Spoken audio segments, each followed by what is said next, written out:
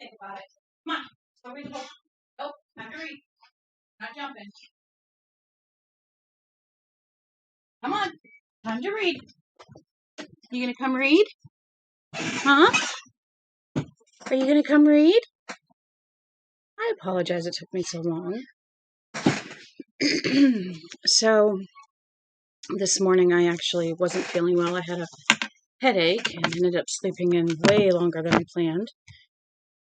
And then went to town. So, why is this not changing over? Why is this not? There it goes, finally. It took like a minute to change over. Good gracious. Anyway, I wasn't feeling well, so I do apologize for not reading this morning. But we are going to read now. We are actually reading part 6. And at the moment, they are on their first night away. And they are in the woods outside of Harlow. So, I am Lady Rain. I appreciate you being here and being patient with me for our late start, but we are going to read. We are reading The Body by Stephen King. The others slept heavily the rest of the night. Gordy's on duty to watch. I was in and out, dozing, waking, dozing again. That night was far from silent. I heard the triumphant screech, squeak, squawk of a pouncing owl, the tiny cry of some small animal perhaps about to be eaten, a larger something blundering wildly through the undergrowth. Under all of this, a steady tone were the crickets. There was no more screams. I dozed and woke and dozed. And I suppose if I had been discovered standing such a slipshod watch in Lidio, I probably would have been court-martialed and shot. I snapped more solidly out of my last doze and became aware that something was different. It took a moment or two to figure it out. Although the moon was down, I could see my hands resting on my jeans. My watch said 5:15. It was dawn.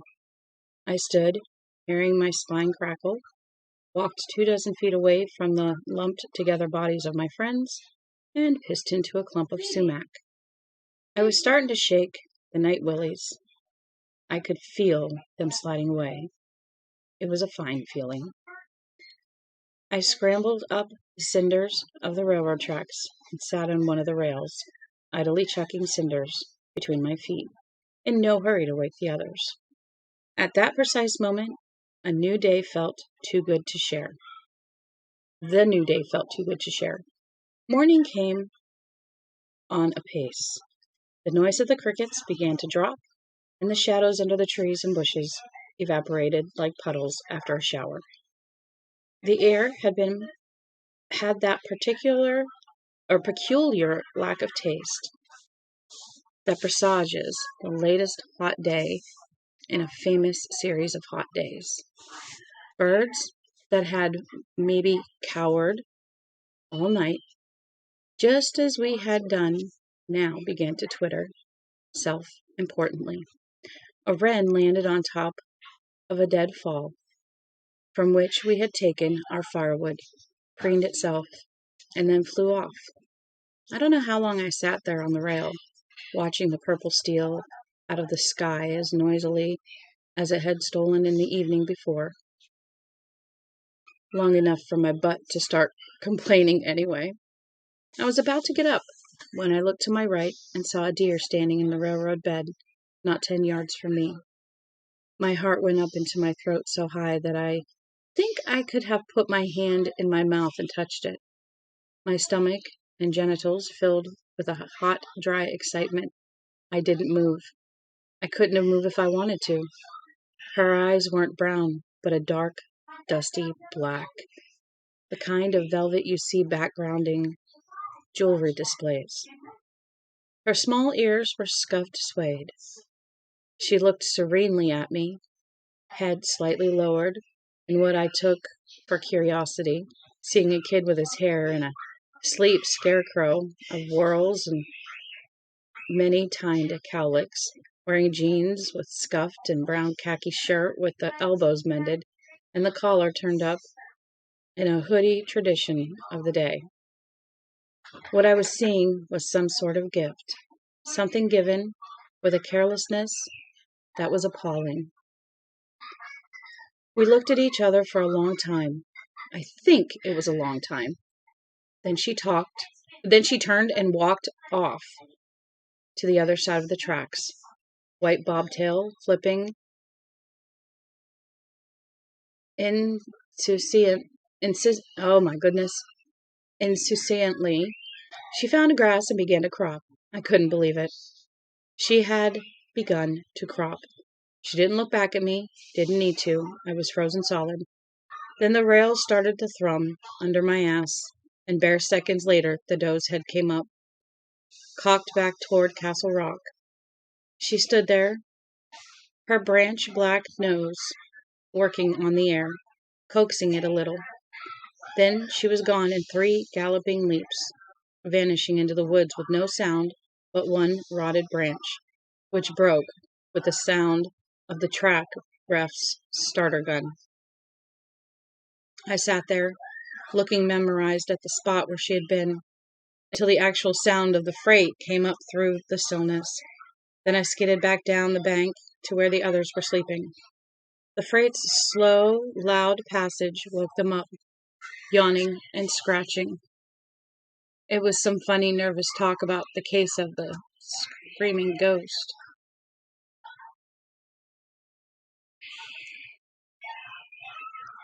As Chris called it, but not as much as you might imagine. In daylight, it seemed more foolish than interesting, almost embarrassing, best forgotten. It was on the tip of my tongue to tell them about the deer, but I ended up not doing it. That was one thing I kept to myself. I've never spoken or written of it until just now, today. And I have to tell you that it seems a lesser thing written down, damn near inconsequential. But for me, it was the best part of that trip, the cleanest part. The cleanest part. And it was a moment I found myself returning to almost helplessly when there was trouble in my life. My first day in the bush in Vietnam, and this fellow walked into the clearing where we were with his hand over his nose, and when he took his hand away, there was no nose there because it had been shot off. The time the doctor told us our youngest son might be hydrocephalic, he turned out just to have an oversized head. Thank God. The long, crazy weeks before my mother died, I would find my thoughts turning back to that morning. The scuffed, swayed ear of her ears, the white flash of her tail. But 800 million red Chinese don't give a shit, right? The most important things are the hardest to say because words diminish them. It's hard to make strangers care about the good things in your life. The tracks bent down southwest and ran through tangles of second-growth fir and heavy underbush. We got a breakfast of late blackberries, from some of the bushes, but berries never fill you up. Your stomach just gives them a 30-minute option and then begins growling again. We went back to the tracks. It was about 8 o'clock by then, and took 5. Our mouths were dark purple, and our naked torsos were scratched from the blackberry brambles. Vern wished glumly aloud for a couple fried eggs with bacon on the side. That was the last day of the heat, and I took it was the worst of all. The early scud of clouds melted away, and by 9 o'clock, the sky was a pale steel color that made you feel hotter just looking at it. The sweat rolled and ran from our chests and backs, leaving clean streaks through the accumulated soot and grime. Mosquitoes and black flies whirled and dipped around our heads in aggravating clouds. Knowing that we had long miles to go didn't make us feel any better. Yet the fascination of the thing drew us on and kept us walking faster than we had any business doing in that heat. We were all crazy to see the kid's body. I can't put it any more simply or honestly than that. Whether it was harmless or whether it turned out to have the power to murder sleep with 100 mangled dreams, we wanted to see it. I think that we had come to believe we deserved to see it. It was about 9:30 when Teddy and Chris spotted water up ahead. They shouted to Vern and me. We ran over to where they were standing. Chris was laughing, delighted. Look there. Beavers did that, he pointed. It was the work of beavers, all right. A large bore culvert ran under the railroad embankment a little way ahead, and the beavers had sealed the right end with one of their neat, industrious little dams. Sticks and branches, cemented together with leaves, twigs, and dried mud. Beavers are busy little fuckers, all right. Behind the dam was a clear and shining pool of water, brilliantly mirroring the sunlight. Beaver houses humped up and out of the water in several places. They looked like wooden igloos. A small creek trickled into the far end of the pool, and the tree which bordered it was gnawed a clean bone white to the height of almost 3 feet in places. Railroad'll clean this shit out pretty soon, Chris said. Why? Vern asked. They can't have the pool here, Chris said. It undercut their precious railroad line. That's why they put the culvert in there to start with. They'll shoot them some beavers and scare off the rest, and then knock out their dam. Then they'll go back to being a bog. Then this'll go back to being a bog, like it probably was before. I think that eats the meat, Teddy said. Chris shrugged. Who cares about beavers? Not the great southern and western Maine, that's for sure. You think it's deep enough to swim in? Vern asked, looking hungrily at the water. One way to find out, Teddy said. Who goes first? I asked. Me, Chris said. He went running down the bank, kicking off his sneakers and untying his shirt from around his waist with a jerk. He pushed his pants and undershorts down with a single shove of his thumbs. He balanced, first on one leg and then the other, to get his socks. Then he made a shallow dive. He came up shaking his head to get his wet hair out of his eyes. It's fucking great, he shouted. How deep? Teddy called back. He had never learned to swim. Chris stood in the water, and his shoulders broke the surface. I saw something on one of them, a blackish, grayish something. I decided it was a piece of mud and dismissed it. If I had looked more closely, I could have saved myself a lot of nightmares later on. Come on in, you chickens. He turned and thrashed off across the pool in a clumsy breaststroke, turned over, and thrashed back. By then, we were all getting undressed. Vern was in next, then me. Hitting the water was fantastic, clean and cool. I swam across to Chris, loving the silky feel of having nothing on but water. I stood up, and we grinned at into each other's faces. Boss, we said at exactly the same time. Fucking jerk off, he said, splashed water in my face, and swam off the other way. We goofed off in the water for almost a half an hour before we realized that the pond was full of bloodsuckers. We dived, swam underwater, ducked each other. We never knew a thing.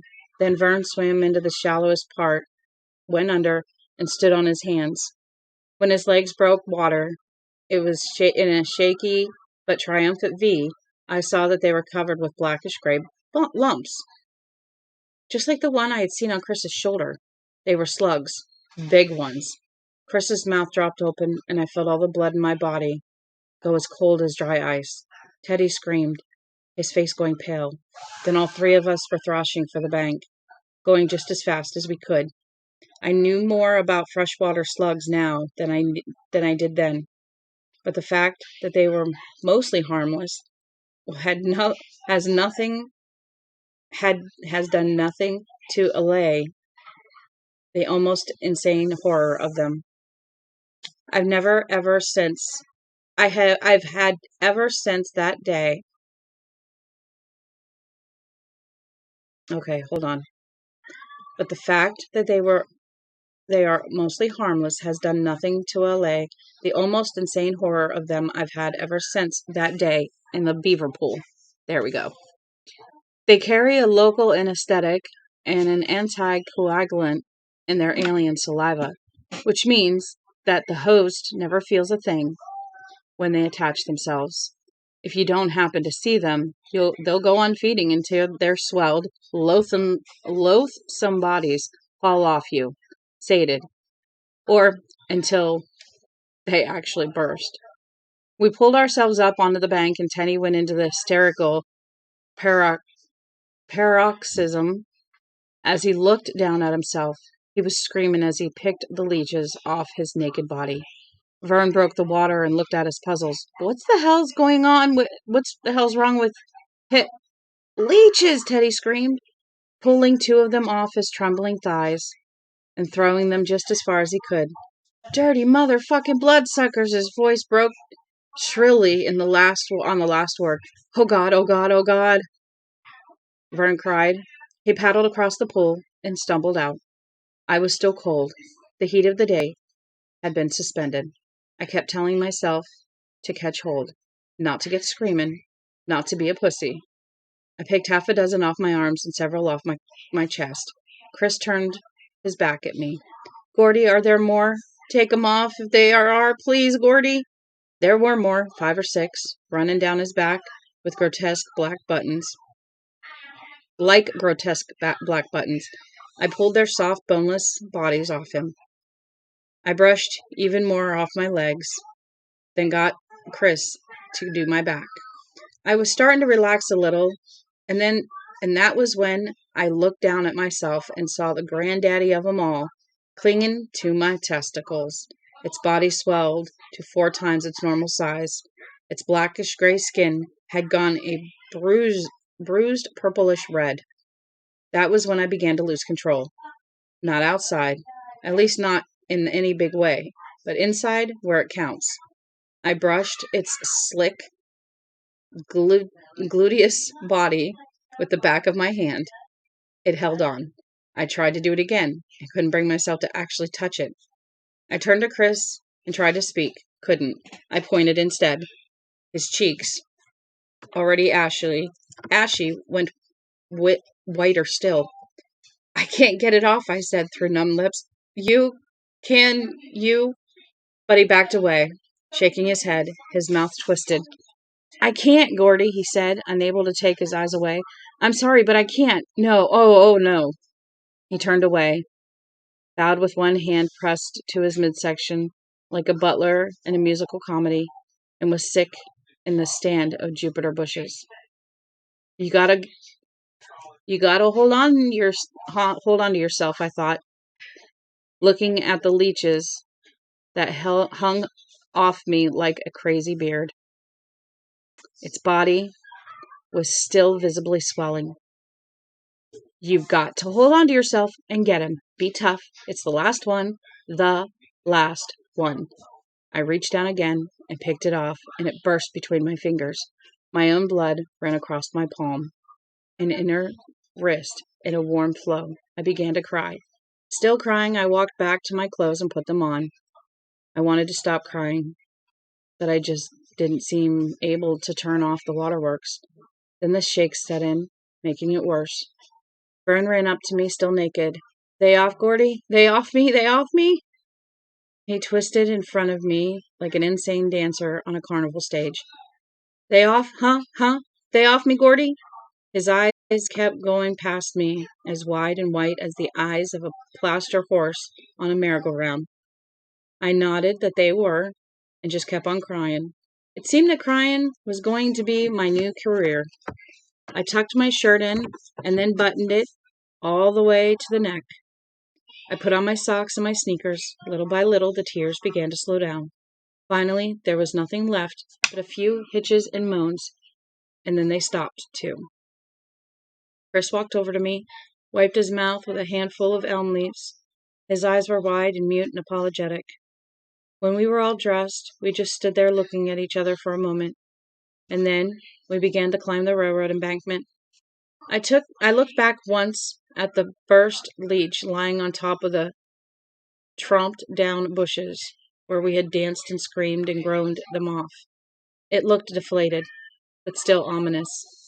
14 years later, I sold my first novel and made my first trip to New York. It's going to be a 3-day celebration, my new editor told me over the phone. People slinging bullshit will be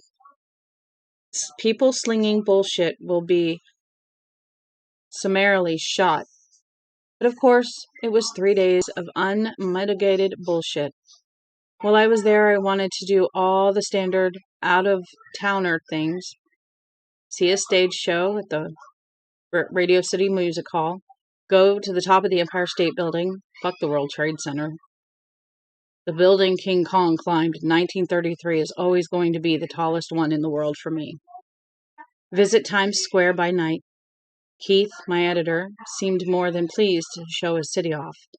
The last touristy thing we did was take a ride on the Staten Island ferry.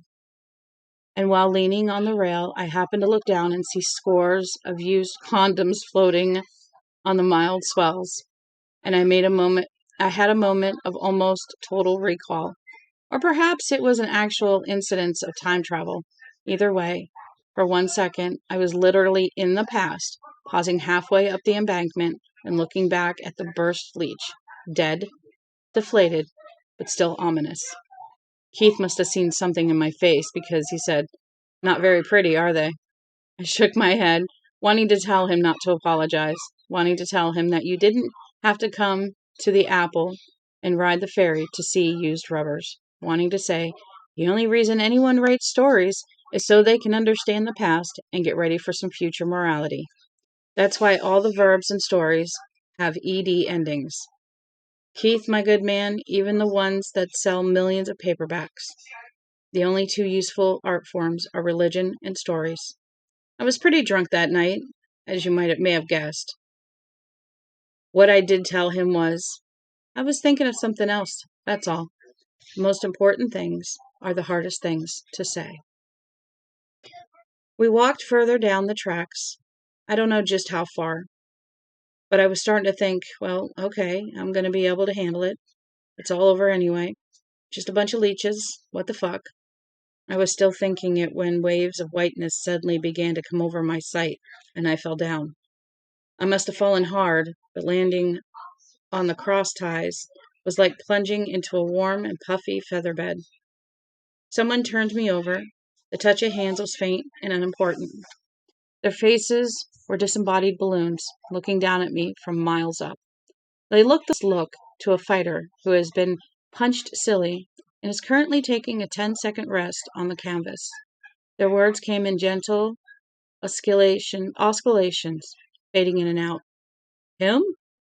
Be all? If you think the sun? Gordy, are you? Then I must have said something that didn't make much sense, because they all began to look really worried. We better take him back, man, Teddy said. And then the whiteness came over everything again.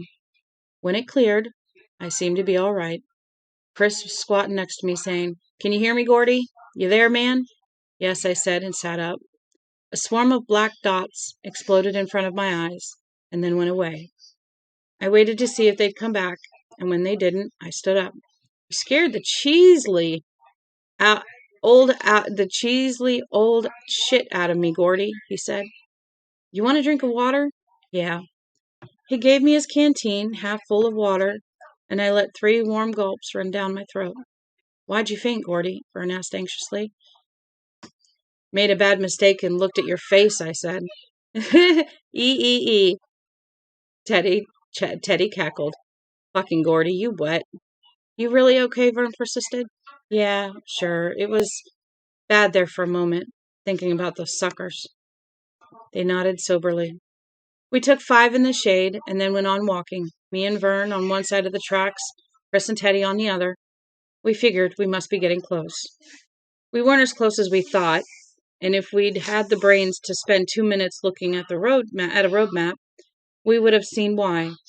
We knew that Ray Brower's corpse had been near the back Harlow Road, which dead ends on the bank of the Royal River. Another trestle carries the GS and WM tracks across the Royal. So this is the way we figured. Once we got close to the Royal, we'd be getting close to the back Harlow Road, where Billy and Charlie had been parked when they saw the boy. And since the Royal was only 10 miles from the Castle River, we figured we had made it in the shade. We had it made in the shade. But that was 10 miles as the crow flies, and the tracks didn't move on a straight line between the castle and the Royal. Instead, they made a very shallow loop to avoid a hilly, crumbling region called the Bluffs. Anyway, we could have seen the loop quite clearly if we had looked on the map and figured that out. Instead of 10 miles, we had about 16 to walk. We had about 16 to walk. Chris began to suspect the truth when noon had come and gone and the Royal still wasn't in sight. We stopped while he climbed a high pine tree and took a look around. He came down and gave us a simple enough report. It was going to be at least 4 in the afternoon before we got to the Royal. And we would only make it by then if we humped right along. Aw, shit, Teddy cried. So what are we going to do now? We looked into each other's tired, sweaty faces. We were hungry and out of temper. The big adventure had turned into a long slog, dirty and sometimes scary. We would have been missed back home by now, too. And if Milo Pressman hadn't already called the cops on us, the engineer in the train crossing the trestle might have done it. We had been planning to hitchhike back to Castle Rock, but 4 o'clock was just 3 hours from dark, and nobody gives 4 kids on a backcountry road a lift after dark.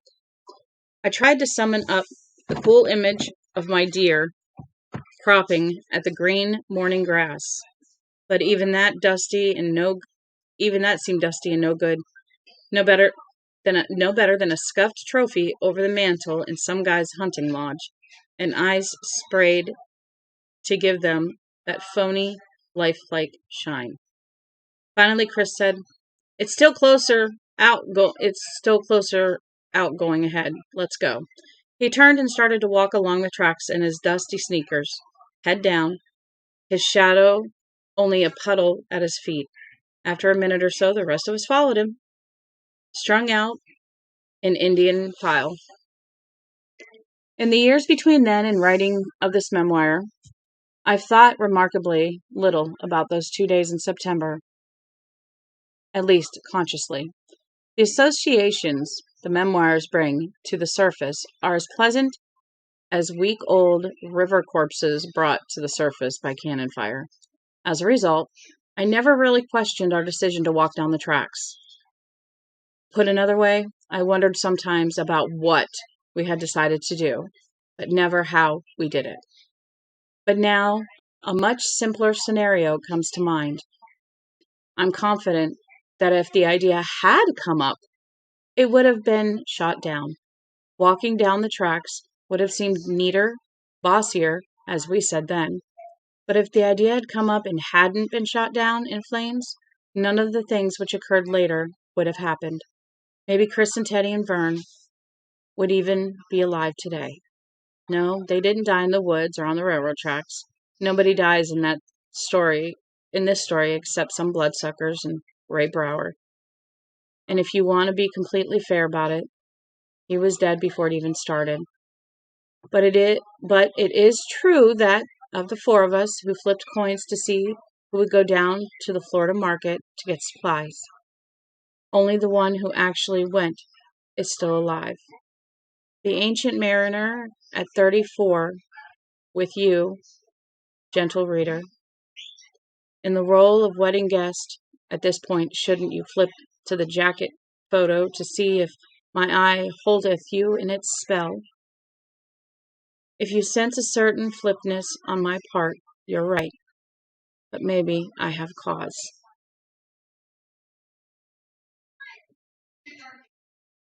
Ha!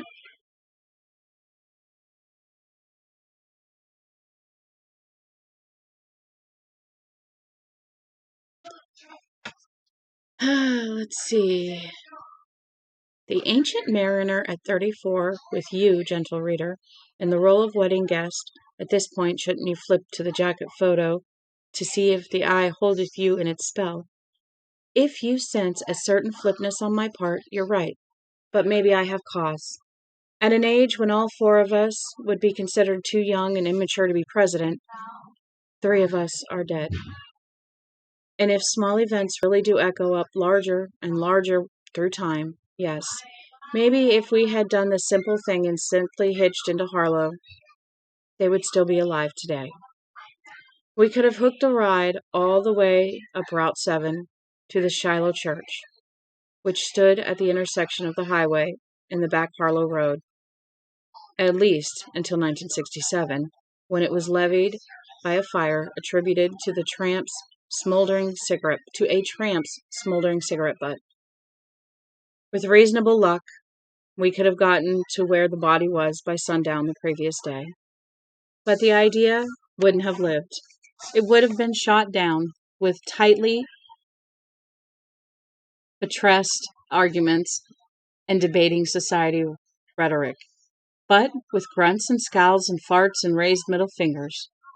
The verbal part of the discussion would have been carried forward with such trenchant and sparkling contributions as "fuck no, that sucks," and that old reliable standby, "Did your mother ever have kids that lived?" Unspoken, maybe it's too fundamental to be spoken, was the idea that this was a big thing. It wasn't screwing around with firecrackers or trying to look through the knothole of in the back of the girls' privy at Harrison State Park. This was something on the par with getting laid for the first time, or going into the army, or buying your first bottle of legal liquor. Just bopping into the state store, if you dig it, selecting a bottle of good scotch, showing the clerk your draft card and driver's license, then walking out with a grin on your face and that brown bag in your hand, member of the club with just a few more rights and privileges than our old treehouse with the tin roof.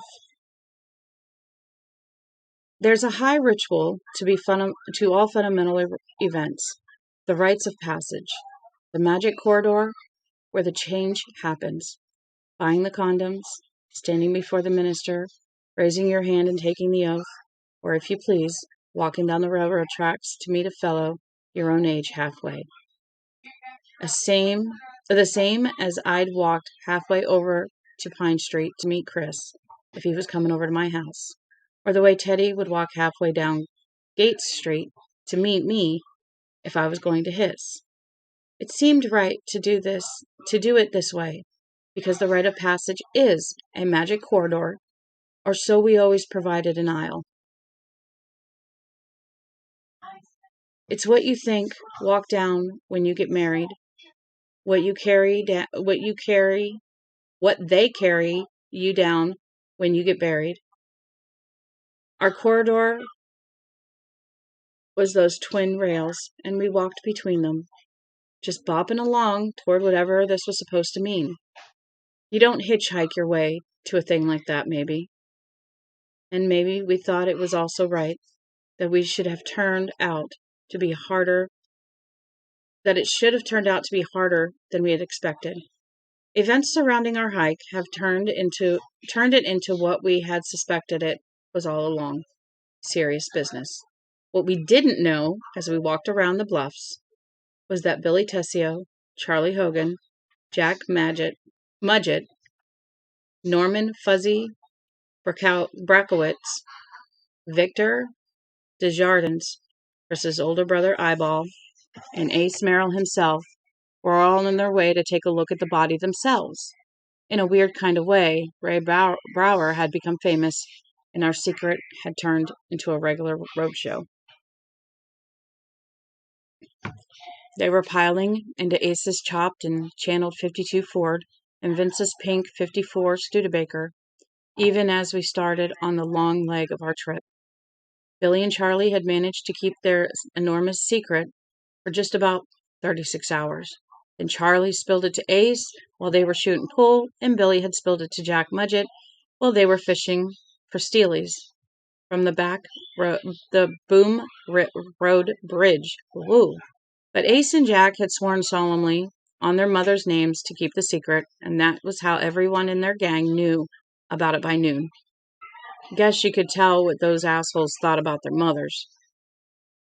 They all congregated down at the pool hall, and Fuzzy Brakowitz advanced a theory, which you have heard before, gentle reader, that they could all become heroes, not to mention instant radio and TV personalities, by discovering the body.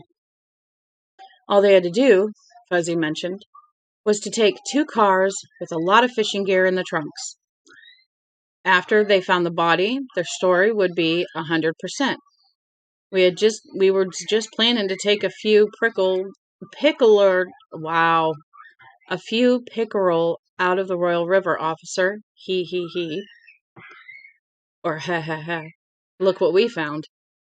They were burning up the road from Castle Rock to the back Harlow area, just as we started to finally get close. Clouds began to build in the sky around 2 o'clock, but at first, none of us took them seriously. It hadn't rained since the early days of July, so why should it rain now? But they kept building to the south of us, up and up and up, thunderheads and great pillars as purple as bruises, and they began to move slowly our way. I looked at them closely. That means it's already raining 20 miles away, or 50. But there was no rain yet. The clouds were still just building. Vern got a blister on his heel, and we stopped and rested while he packed the back of his left sneaker with the moss stripped from the bark of an old oak tree. Is it going to rain, Gordy? Teddy asked. I think so. Pisser, he said inside. The piss are good, and to a pisser good day. I laughed, and he tipped me a wink. We started to walk again, a little more slowly now, out of respect for Vern's hurt foot. And in the hour between 2 and 3, the quality of the day's light began to change, and we knew for sure that rain was coming. It was just as hot as ever, and even more humid, but we knew. And the birds did. They seemed to appear from nowhere and swoop across the sky, chattering and crying shrilly to each other. And the light, From a steady beating brightness, it seemed to evolve into something filtered, almost pearly.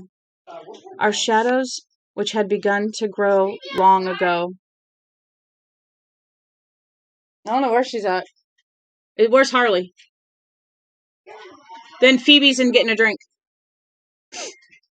Our shadows, which had begun to grow long again, also grew fuzzy and ill-defined. The sun, yeah, that's Phoebe. The sun had begun to sail in and out through the thickened decks of clouds, and the southern sky had gone a coppery shade. Phoebe went missing, so they were looking for her, and she's actually drinking. We watched the thunderheads lumber closer, fascinated by their size and their mute threat. Every now and then it seemed that a giant flashbulb had gone off inside one of them, turning their purplish, bruised color momentarily to a light gray. I saw a jagged fork of lightning lick down from the underside of the closest. It was bright enough to print a blue tattoo on my retinas.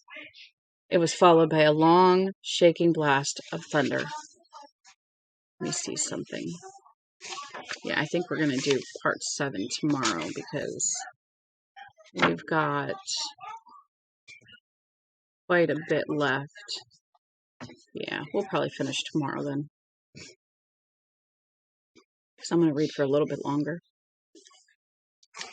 We did a little bitching about how we were going to get caught out in the rain, but only because it was an expected thing. Of course, we were all looking forward to it. It would be cold and refreshing and leech-free. At a little past 3:30, we saw running water through the break in the trees. "That's it!" Chris yelled jubilantly. "That's the Royal!" We began to walk faster, taking our second wind. The storm was getting close now. The air began to stir, and it seemed that the temperature dropped 10 degrees in the space of seconds. I looked down and saw that my shadow had disappeared entirely. We were walking in pairs again, each two watching a side of the railroad embankment. My mouth was dry, throbbing with a sickish tension. The sun sailed behind another cloud bank, and this time it didn't come back out. For a moment, the bank's edges were embroidered with gold, like the cloud in an Old Testament Bible illustration, and then the wine-colored, dragging belly of the thunderhead bolted out all traces of the sun. The day became gloomy. The clouds were rapidly eating up the last of the blue. We could smell the river so closely that we might have been horses. Or perhaps it was the smell of the rain impending in the air as well. There was an ocean above us, held in by a thick sack that might rupture and let down a flood at any second. Good Lord. I kept trying to look into the underbrush, but my eyes were continually drawn back to that turbulent racing sky. In its deepening colors, you could read whatever doom you liked: water, fire, hail, wind, hail. The cool breeze became more insistent, hissing in the firs. A sudden impossible bolt of lightning flashed down, seemingly from directly overhead, making me cry out and clap my hands to my eyes. God had taken my picture, a little kid with his shirt tied around his waist, duck bumps on his bare chest, and cinders on his cheeks. I heard the rending fall of some big tree not 60 yards away. The crack of thunder, which followed, made me cringe.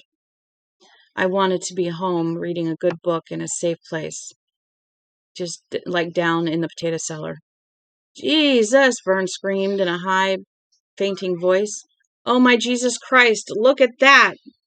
I looked in the direction Vern was pointing and saw a blue-white fireball bowling its way up the left-hand rail of the GS and WM tracks, crackling and hissing for all the world like a scalded cat. It hurried past us as we turned to watch it go, dumbfounded, aware for the first time that such things could exist. 20 feet beyond us, it made a sudden pop and then just disappeared, leaving a greasy smell of ozone behind. "What am I doing here anyway?" Teddy muttered. "What a pisser," Chris exclaimed happily, his face upturned. "This is going to be a pisser like you wouldn't believe." But I was with Teddy. Looking up at the sky gave me a dismayed sense of vertigo. It was more like looking into some deeply mysterious, marbled gorge. Another lightning bolt crashed down, making us duck. This time the ozone smell was hotter, more urgent. The following clap of thunder came with no perceptible pause at all. Now, we're going to read and we're going to see how these guys do. My ears were still ringing from it when Vern began to screech triumphantly, There he is! Right there! I see him!" I can see Vern right this minute if I want. To. All I have to do is sit back for a minute and close my eyes. He's standing there on the left side railroad, like an explorer on a prow of his ship, one hand shielding his eyes from the silver stroke of lightning that has just come down, the other extended and pointing. We ran beside him and looked. I was thinking to myself, Vern's imagination just ran away with him, that's all. The suckers, the heat, now the storm. His eyes are dealing wild cards, that's all. But that wasn't what it was. Although there was a split second when I wanted it to be. In that split second I knew I never wanted to see a corpse. Not even a run-over woodchuck. In the place where we were standing, early spring rains had washed part of the embankment away, leaving a gravely uncertain 4-foot drop-off. The railroad maintenance crews had either not yet gotten around to it with their yellow diesel-operated repair carts, or it had happened so recently it hadn't yet been reported. At the bottom of this washout was a marshy, mucky tangle of undergrowth that smelled bad. And sticking out of the wild clock spring of blackberry brambles was a single, pale, white hand. Did any of us breathe? I didn't. The breeze was now a wind, harsh and jerky, coming at us from no particular direction, jumping and whirling, slapping at our sweaty skins and open pores. I hardly noticed. I think part of my mind was waiting for Teddy to cry out, "Paratroopers over the side!"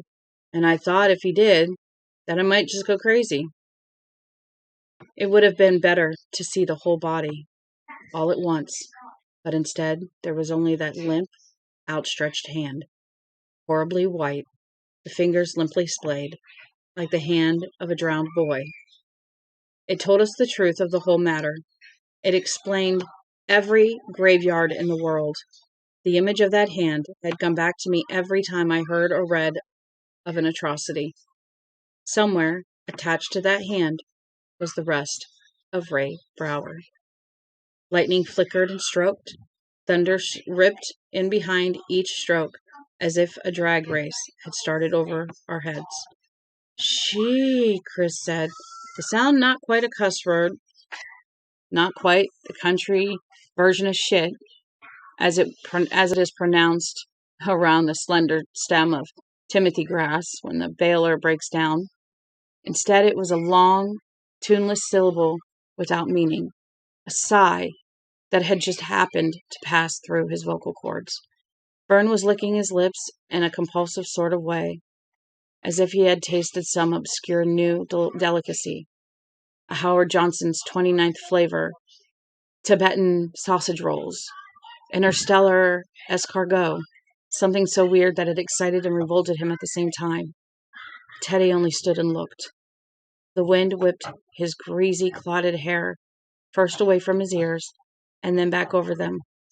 His face was a total blank. I could tell you I saw something there, and perhaps I did, in hindsight, but not then. There were black ants trundling back and forth across the hand. A great whispering noise began to rise in the woods on the other side of the tracks, as if the forest had just noticed we were there and was commenting on it. The rain had started. Dime-sized drops fell on my head and arms. They struck the embankment, turning the fill dark for a moment, and then the color changed back again as the greedy dry ground sucked the moisture up. Those big drops fell for maybe 5 seconds. Then they stopped. I looked at Chris and he blinked back at me. Then the storm came all at once, as if a shower chain had been pulled in the sky.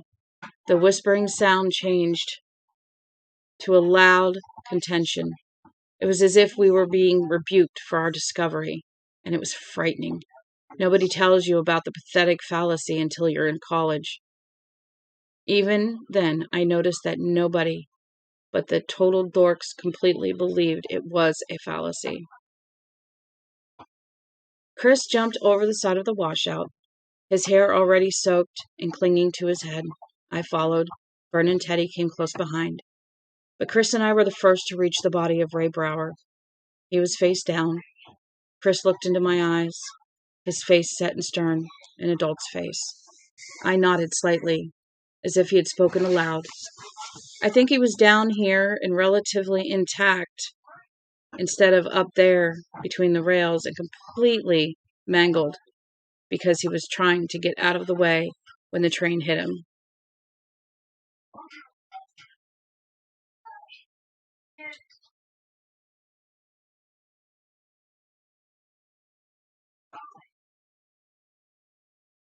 I think he was down here and relatively intact, instead of there between the rails and completely mangled because he was trying to get out of the way when the train hit him, knocking him head over heels.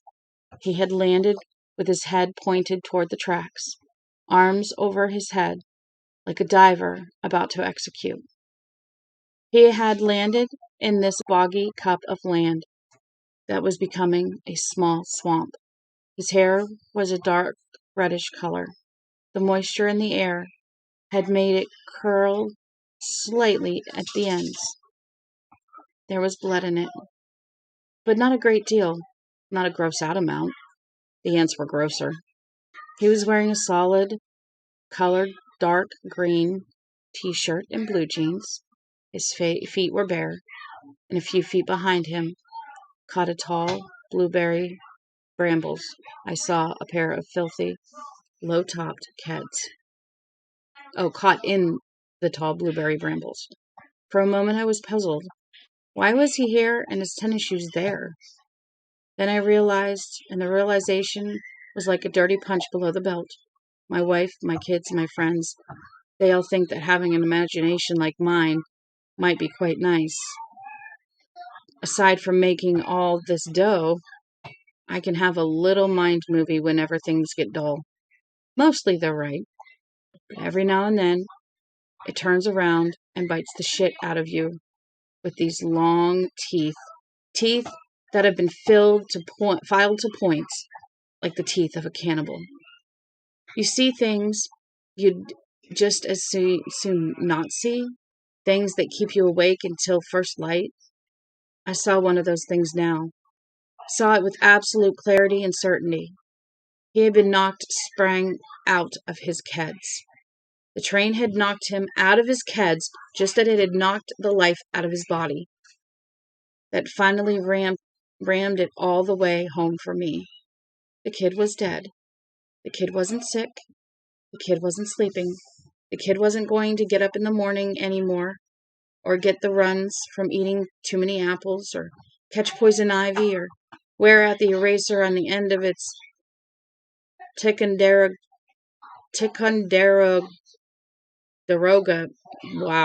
his number 2 pencil, during a hard math test.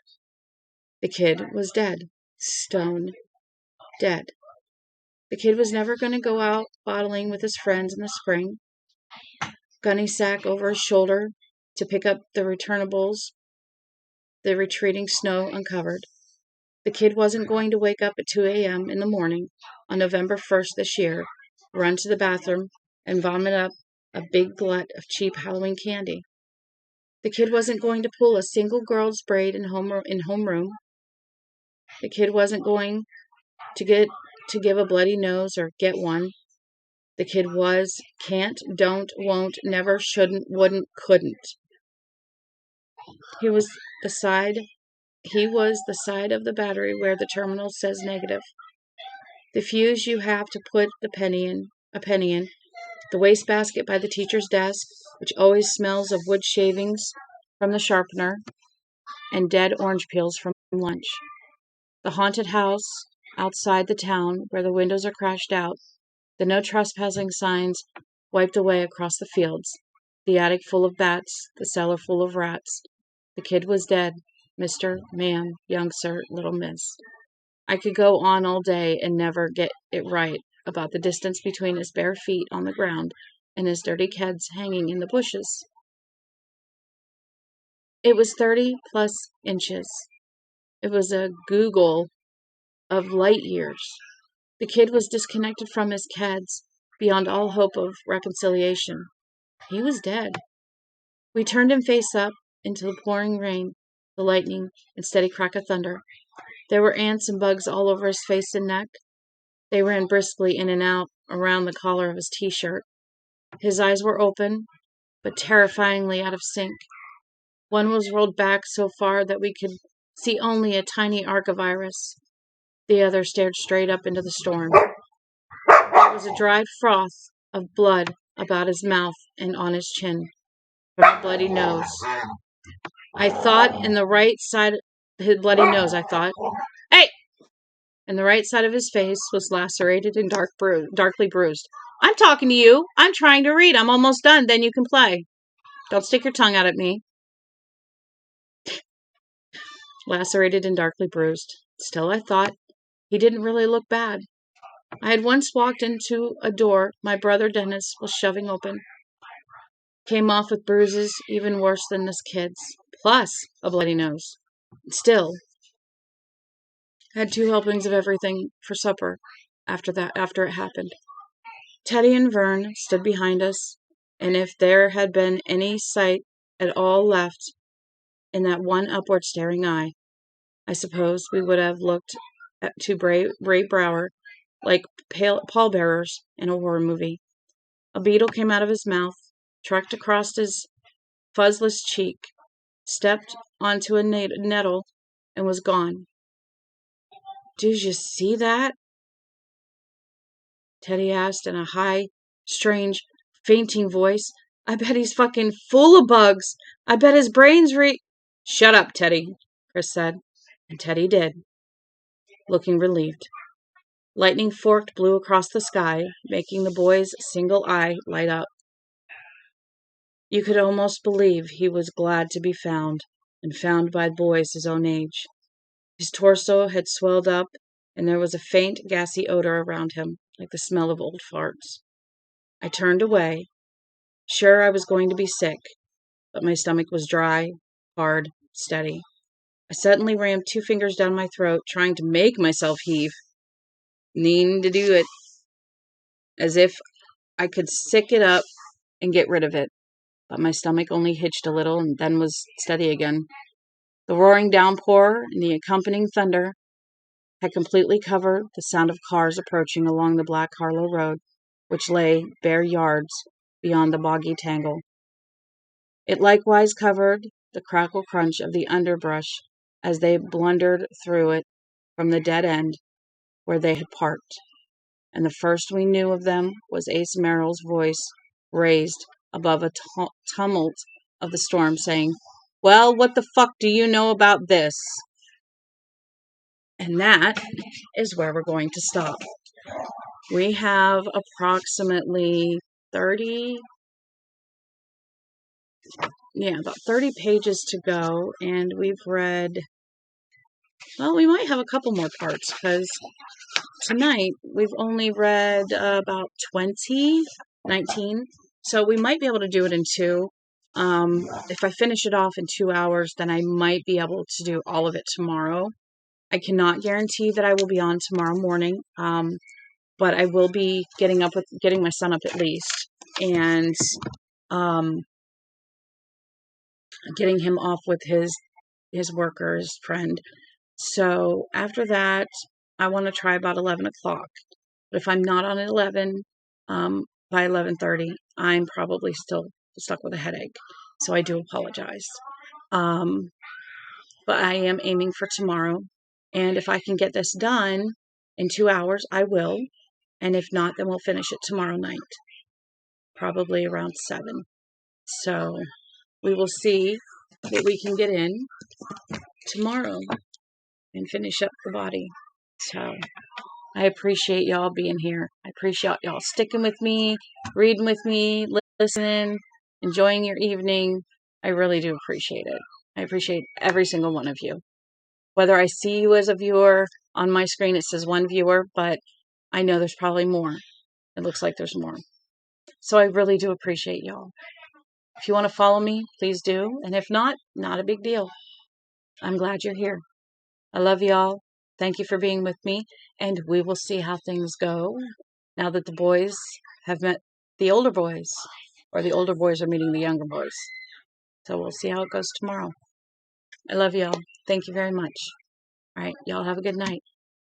Bye.